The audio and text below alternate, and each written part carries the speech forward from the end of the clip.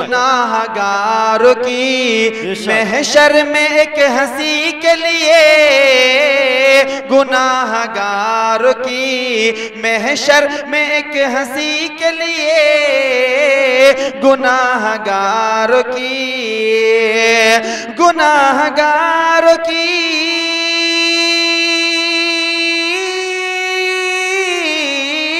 गुनाहगारों की महशर में एक हंसी के लिए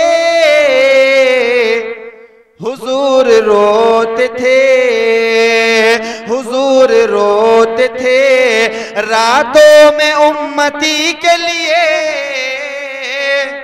कह दे मतलब सुभान अल्लाह।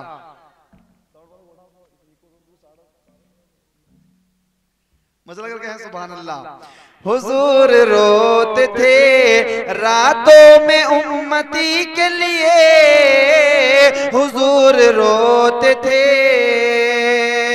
और सलाम दाई हलीमा तेरी गरीबी को, सलाम दाई, सलाम दाई हलीमा तेरी गरीबी को, सलाम दाई, सलाम दाई,